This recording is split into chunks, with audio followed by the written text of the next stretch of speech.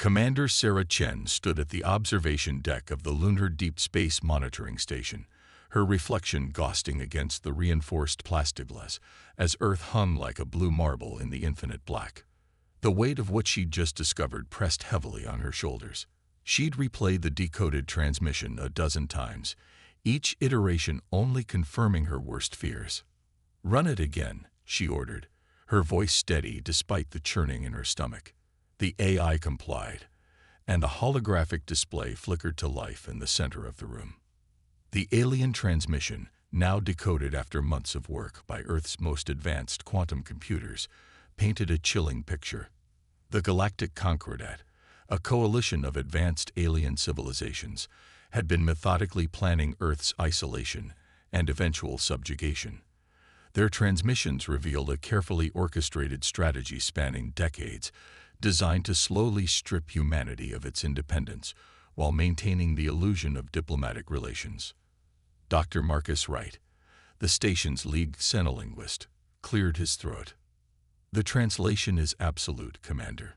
There's no room for misinterpretation. They've been planning this for at least 30 Earth years."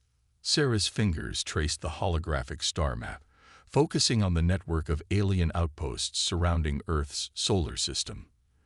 "They never intended to welcome us as equals, did they?" "No," Marcus replied, adjusting his wire-rimmed glasses. "According to these transmissions, they consider us developmentally stunted, but potentially useful.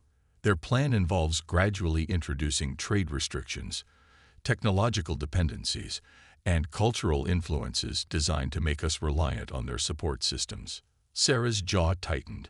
6 months ago, when the first encrypted alien transmissions were detected, the Earth Defense Initiative had been activated.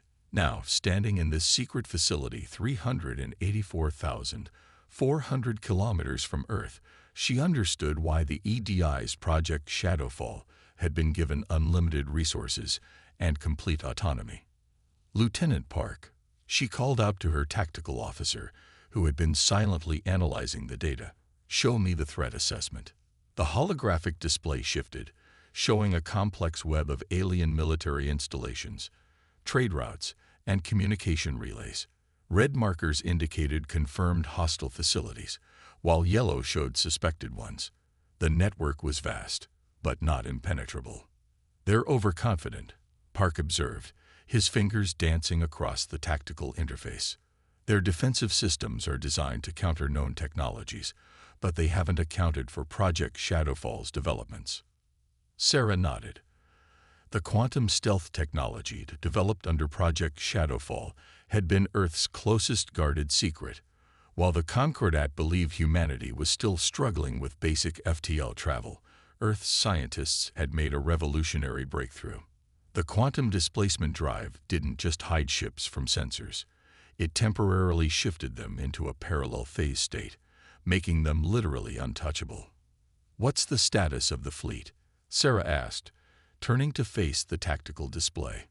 "The Terran Defense Force is at 98% readiness," Park reported. "All ships have been retrofitted with quantum displacement drives and the new weapons systems. We can deploy within 48 hours. Sarah walked to her command station, activating the secure communication link to EDI headquarters beneath the Rocky Mountains. General Martinez's weathered face appeared on the screen, his expression grim. "Commander Chen, your report." "Sir, the intelligence is verified. The Concordat plans to begin their isolation protocol within the next 6 months. They've already positioned key military assets to enforce their strategy." Martinez was silent for a moment, his dark eyes studying something off-screen. "Your recommendation?" Sarah took a deep breath. What she was about to propose would change the course of human history. "Sir, we have a narrow window of opportunity. The Concordat doesn't know we've broken their encryption, and they're completely unaware of our technological advances. I recommend immediate implementation of Operation First Strike. The consequences of such action," Martinez began, "will be severe," Sarah finished. "But the consequences of waiting will be worse. Their plan isn't just about control, sir. Once they've isolated us, They intend to systematically dismantle our industrial capacity, our military capability, and eventually our cultural identity. They want to turn Earth into a client state, our people into a servant race. Martinez's expression hardened. You're certain of this? The evidence is irrefutable, sir, and we have advantages they don't expect. Our quantum displacement technology is generations ahead of anything they've conceived. Their sensors can't detect our ships, their weapons can't target them, and their shields can't stop them. We can strike their key military installations before they even know we're there. The general's fingers drummed against his desk. The diplomatic implications. With respect, sir, diplomacy is already dead. They'd been planning our subjugation while smiling across negotiating tables. Our only choice now is whether we face them at our strongest or wait until they've weakened us into submission. The silence stretched for what felt like eternity. Finally, Martinez nodded. Very well, Commander. You have authorization to proceed with Operation First Strike. May God have mercy on us all. Sarah turned back to the tactical display, her voice clear and commanding. Send the activation codes to all fleet commanders. Primary targets are the Concordat's military command centers and their primary communications hubs. Secondary targets are their defensive installations and supply lines. She paused, looking at the faces of her crew. Humanity won't be anyone's servants. We strike in 48 hours. As the command center erupted into activity, Sarah looked back at the Earth, still peaceful and blue in the void. Soon, the galaxy would learn that humanity wouldn't go quietly into subjugation. They would learn that underestimating Earth had been their greatest mistake. And in the darkness between the stars, humanity's ships waited, their quantum drives humming with power that defied the laws of physics as the Concordat understood them. The first strike would change everything, and there would be no going back. High Marshal Vextar of the Galactic Concordat stood frozen before the emergency tactical display, his iridescent scales dulling with shock as reports flooded in from across the sector. The Gamma 9 Command Center, their most fortified military installation in the Outer Rim, had gone dark. Minutes later, the Beta 4 communications hub followed, then the Epsilon defense platform. One by one, crucial facilities were being systematically destroyed by an enemy that seemed to appear from nowhere. Impossible, he whispered, his secondary breathing vents flaring with agitation. Show me the sensor logs again. The holographic display flickered, revealing the last moments of Gamma 9. Everything had been normal until the station simply began to fall apart, its vital systems failing simultaneously, as if struck by invisible weapons. No ships had been detected, no warning signals triggered. High Marshal, Sub-Commander Ixel approached, her crystalline exoskeleton vibrating with tension. We've lost contact with the Rigel containment facility. The pattern matches the other attacks. Vextar's facial ridges contracted in confusion. The humans. It has to be the humans. But how? Their technology is centuries behind ours. They barely understand basic gravitic principles. The command center shuddered as another report arrived. The Arcturus defense grid, their most sophisticated early warning system, had been reduced to debris. The impossible truth began to dawn on Vextar. They had catastrophically underestimated Earth's capabilities. Meanwhile, aboard the TDF Hyperion, Commander Sarah Chen watched as another Concordat facility disappeared from their tactical display. The quantum displacement drive hummed beneath her feet, keeping the Earth fleet phased slightly out of normal spacetime, invisible and untouchable. Status report, she commanded, her voice steady as steel. Lieutenant Park's fingers danced across his console. Primary targets Alpha through Delta neutralized. Minimal casualties as per your orders, Commander. Most facilities were evacuated through emergency protocols before critical systems failed. Sarah nodded grimly. This wasn't about slaughter. It was about sending a message. Begin Phase 2. Target their supply lines and secondary command facilities. The Hyperion's bridge crew worked with practiced efficiency, coordinating with the rest of the Earth fleet as they struck target after target. The Concordat's mighty defense networks, designed to repel any conventional attack, were useless against ships they couldn't detect or engage. "Commander," Communications Officer Rodriguez called out, "we're picking up massive fleet movements from the Concordat core worlds. They're mobilizing everything they have." Sarah allowed herself a small smile. "Right on schedule. They're reacting exactly as the simulations predicted. Broadcast the prepared message on all Concordat frequencies. Across Concordat space, on every surviving communication channel." Displays flickered to life. Commander Chen's image appeared, her expression resolute but not triumphant. "To the leadership of the Galactic Concordat, you know who we are, and now you know what we can do. Your plans for Earth's subjugation were discovered. Your encrypted transmissions were broken. Your strategy to turn humanity into a servant race has failed." In the Concordat's central command, Vextar watched the transmission with growing horror. How had they acquired such advanced encryption-breaking capability? How had they developed technology that seemed to violate the fundamental laws of physics? Sarah's message continued. "We could have destroyed every military installation you possess. Instead, we chose to disable them with minimal loss of life. This was not an act of mercy. It was a demonstration. Earth will not be subjugated. We will not be isolated. We will not be controlled." The tactical display updated again as more Concordat facilities went dark. Their mighty defense grid, built over centuries, was being systematically dismantled by an enemy they couldn't even detect. "Your fleet movements have been anticipated," Sarah's transmission continued. "Your emergency protocols are known to us. Every countermeasure you're currently implementing has been accounted for. Stand down, or the next phase of our operation will target your military shipyards." Vextar's secondary heart nearly stopped. The shipyards, billions of credits in military infrastructure, the backbone of Concordat power. How? He demanded of no one in particular. How did we not see this coming? Sub-Commander Ixel's voice was quiet. "We saw what we expected to see, Marshal. We saw a primitive species struggling with basic spaceflight. We never thought to look deeper." On the Hyperion's bridge, Sarah watched as the Concordat's massive fleet formations began to slow, then stop. Their enemies were finally beginning to understand the true scope of their miscalculation.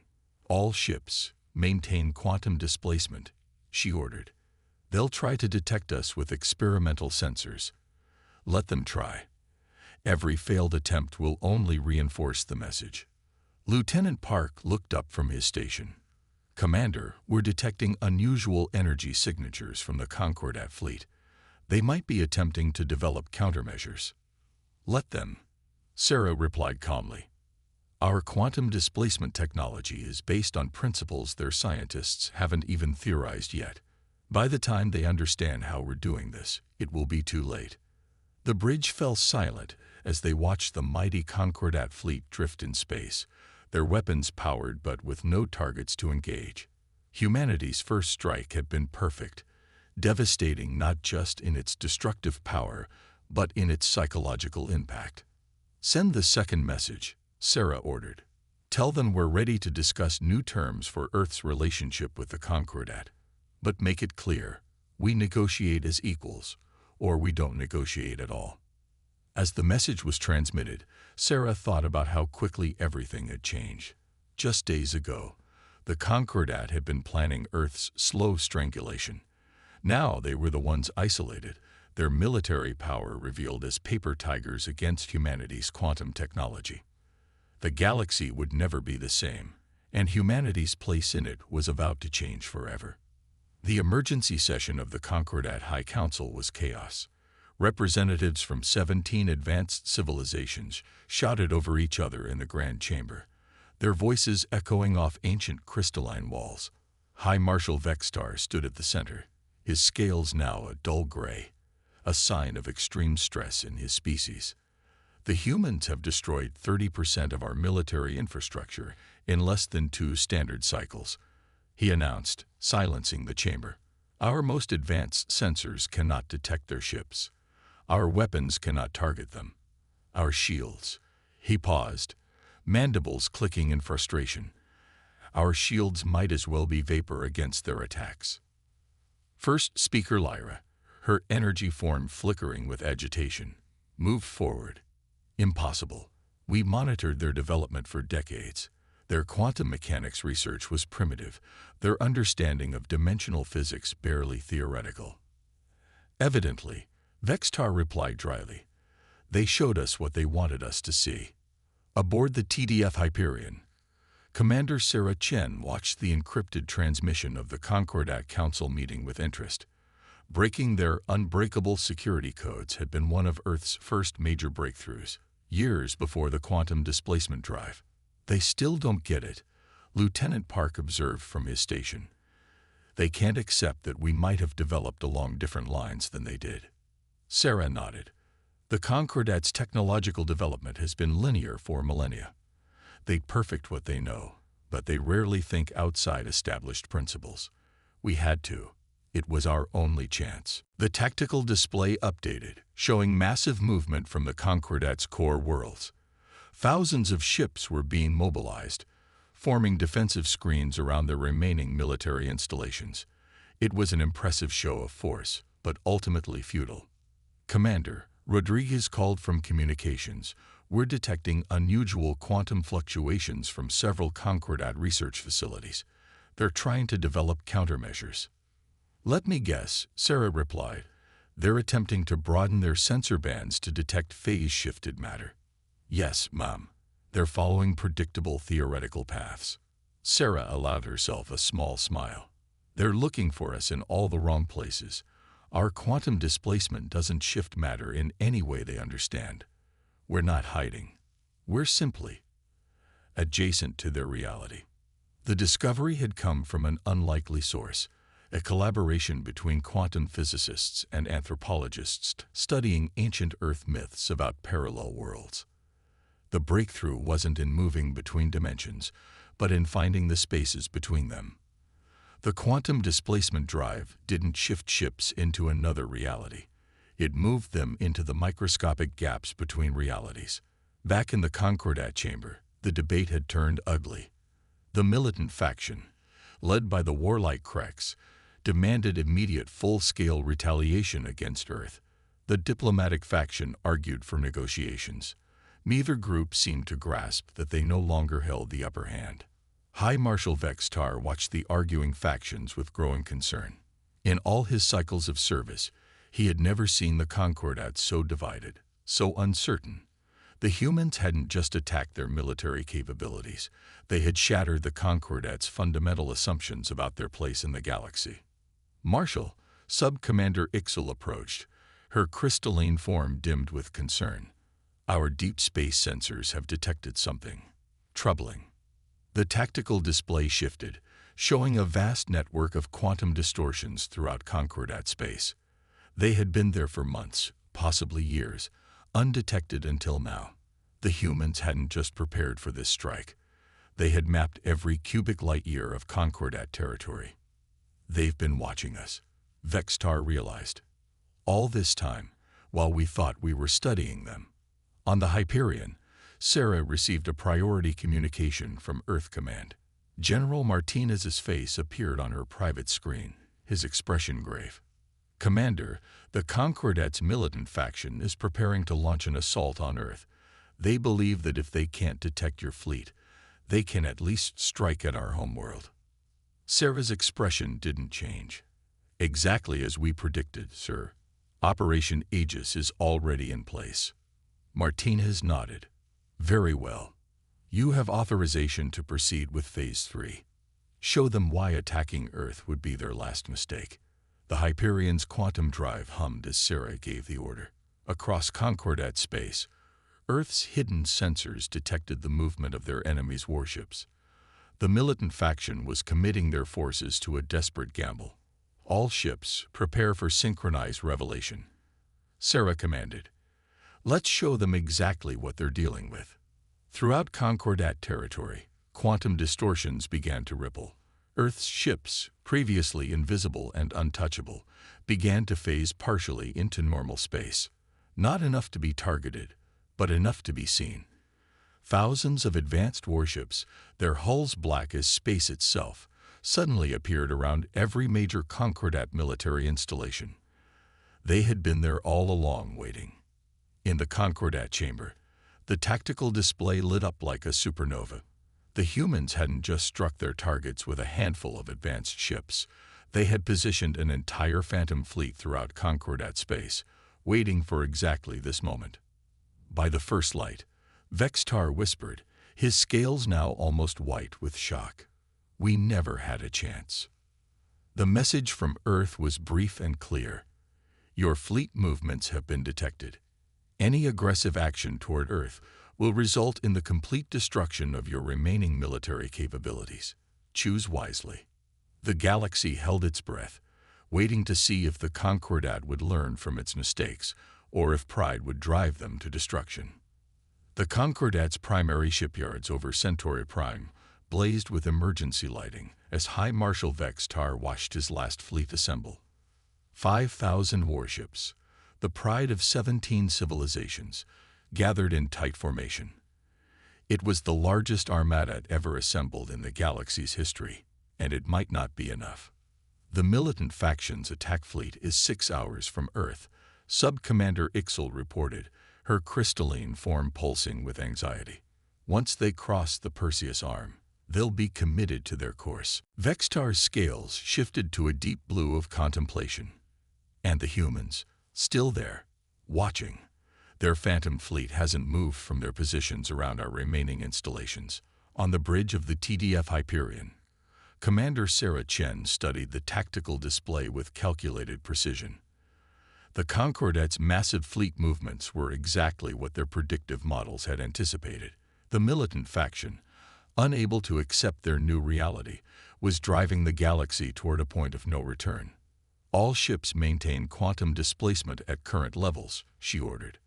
Let them see us, but keep us just out of phase enough that they can't target us. Lieutenant Park's hands moved across his console. Commander, we're detecting unusual energy signatures from the Concordat fleet. They're attempting to replicate our quantum displacement technology. Sarah nodded. They're trying to reverse engineer our technology based on the quantum shadows we're letting them see. Clever, but she allowed herself a small smile. They're working from fundamentally flawed assumptions. The Concordat scientists, brilliant as they were trying to understand Earth's technology through the lens of their own scientific paradigms.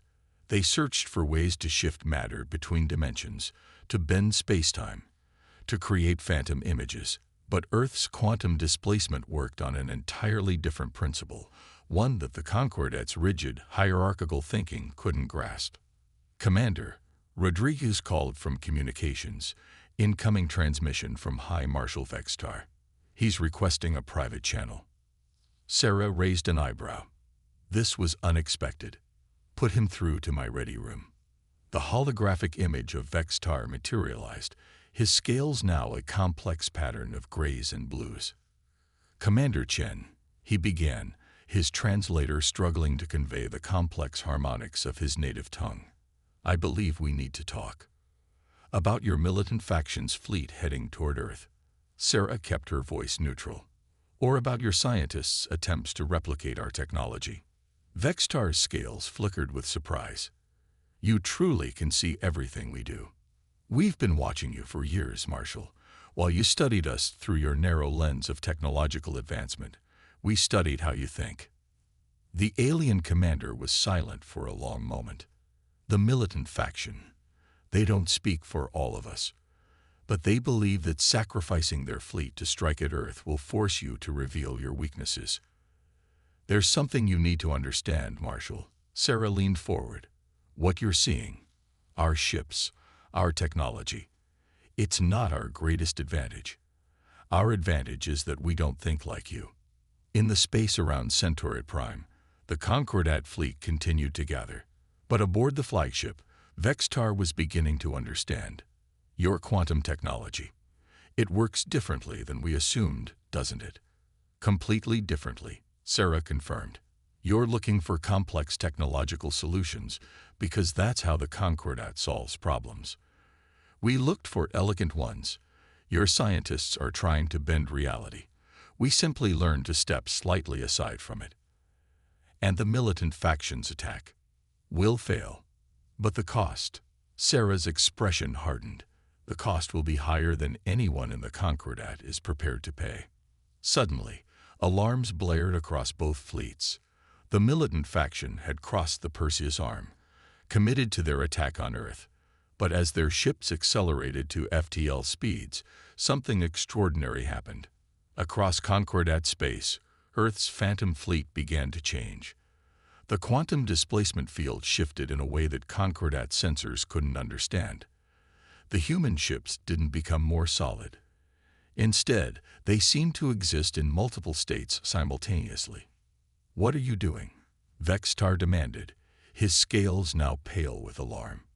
"Showing you what happens when you force our hand," Sarah replied quietly. "We're not just adjacent to your reality anymore, Marshal. We're adjacent to several, and we can affect them all." The tactical display showed the impossible. The human ships were somehow engaging with multiple layers of space-time simultaneously. Each vessel was both there and not there, capable of affecting reality without being affected by it. "Stop them." Sarah's voice was firm but not unkind. "Stop them now, Marshal, or we'll be forced to demonstrate capabilities that will change the galaxy forever." Vextar stared at the tactical display, watching as the human ships existed in states that defied his understanding of physics. The Concordat had thought themselves the masters of the galaxy, but in their arrogance, they had missed something fundamental about humanity. They hadn't just developed new technology. They had developed new ways of thinking about reality itself. The fate of two civilizations hung in the balance, waiting to see if wisdom would prevail over pride, if understanding could overcome fear. The next few moments would determine whether the galaxy faced a new era of cooperation or a war that would rewrite the laws of physics themselves. High Marshal Vextar's command center erupted into chaos as the impossible data poured in. The human ships weren't just phasing between realities. They were somehow existing in multiple states simultaneously, defying everything the Concordat understood about quantum mechanics and dimensional physics. "The militant faction's fleet has crossed the point of no return," Sub-Commander Ixel reported, her crystalline form pulsing with urgent frequencies. "They'll reach Earth's defense perimeter in less than 2 standard hours." Vextar's scales shifted through a rapid sequence of colors before settling on the deep purple of decisive action. "Open a channel to Fleet Commander Krex." Now, on the bridge of the TDF Hyperion, Commander Sarah Chen watched the unfolding situation with calculated calm. The quantum displacement field around Earth's ships had been modified to its most advanced configuration, a state that the development team had dubbed quantum superposition. All ships maintaining stable quantum variance, Lieutenant Park reported. "We're successfully existing in 7 adjacent reality states simultaneously." "Commander," Rodriguez called from communications, "we're detecting a priority transmission from High Marshal Vextar to the militant faction fleet." Sarah nodded. "Let's hear it." Vextar's voice filled the command channel, carrying the full authority of his position. "Fleet Commander Krex, by the authority of the Concordat High Council, you are ordered to stand down immediately." "The Council has grown weak," Krex's harsh response crackled back. "The humans must be shown their place. We will not allow their technological trickery to." "Look at your sensors, you fool," Vextar interrupted, his voice carrying harmonics of fear and awe. "They're not using technological trickery. They've developed something we never even imagined was possible.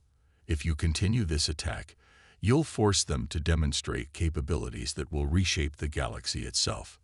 On the Hyperion's tactical display, the militant faction's fleet continued its advance, but Sarah detected subtle changes in their formation. Doubt was creeping in. "Send the demonstration," she ordered quietly. Across the battlefield, Earth's ships began to pulse with impossible energy. Each vessel seemed to split into multiple ghostly images, each one as real as the next, existing in different layers of reality simultaneously. The effect rippled through space like waves on a pond, causing temporal distortions that the Concordat's sensors couldn't even begin to process. By the first light, Vextar whispered, watching the display. "How is this possible?" "Because you never understood us," Sarah replied over the open channel. "You saw our technology and tried to measure it against your own. You never realized that we approached the entire problem differently. Your scientists ask, how can we bend reality to our will? Ours asked, what if reality is more flexible than we imagine?" The militant faction's fleet had come to a complete stop, their sensors overwhelmed by the quantum phenomena surrounding them. Earth's ships weren't just untouchable. They were rewriting the local laws of physics simply by existing in their quantum superposition state. "Last warning," Sarah announced, her voice carrying across all frequencies. "Return to Concordat space immediately, or we will be forced to demonstrate the full capabilities of our quantum superposition technology." For a moment, the galaxy seemed to hold its breath. Then, slowly, the militant faction's fleet began to turn. Pride and aggression gave way to the simple instinct for survival. They had finally understood that they weren't facing a technologically superior enemy. They were facing an enemy that understood reality in ways they couldn't comprehend. Hours later, in the grand chamber of the Concordat High Council, Vextar stood before the assembled representatives of 17 civilizations. His scales had settled into the deep blue of profound realization. "We made a fundamental error," he began. "We assumed that technological advancement must follow a linear path. We believed that our way of understanding the universe was the only way. The humans proved us wrong." Sarah Chen stood beside him, the first human ever to address the High Council. "We don't come seeking dominance," she said clearly. "We don't want to rule or control. What we want is understanding. Real understanding, not the pat assumptions that led us to this point." First Speaker Lyra moved forward, her energy form stable and calm. "You could have destroyed us. Why didn't you?" "Because that's not who we are," Sarah replied. "We developed our quantum displacement technology not out of a desire for power, but out of necessity. You planned to isolate and subjugate us, so we found a way to step outside the box you tried to put us in." Literally. The chamber was silent as the implications sank in. The humans hadn't just developed new technology. They had developed new ways of thinking about reality itself. Their greatest weapon wasn't their quantum displacement drives or their phantom fleets. It was their ability to look at problems from angles no one else had considered. "We propose a new relationship," Sarah continued. "Not one of dominance and subjugation, but of mutual learning. You have much to teach us about the galaxy, and perhaps we have something to teach you about looking at the universe in new ways." As the council chamber erupted in discussion, Sarah's communicator quietly buzzed. A message from Earth Command. "Well done, Commander. The quantum superposition fleet can stand down. Peace achieved." Sarah allowed herself a small smile. The galaxy would never be the same, but perhaps that was for the best. Sometimes the greatest victories came not from destroying your enemies, but from teaching them to see the world differently. In the space between realities, Earth's phantom fleet began to phase back to normal space, their quantum displacement drives powering down for the first time in months. They had changed the galaxy not through force of arms, but through force of imagination. And in doing so, they had secured humanity's place among the stars.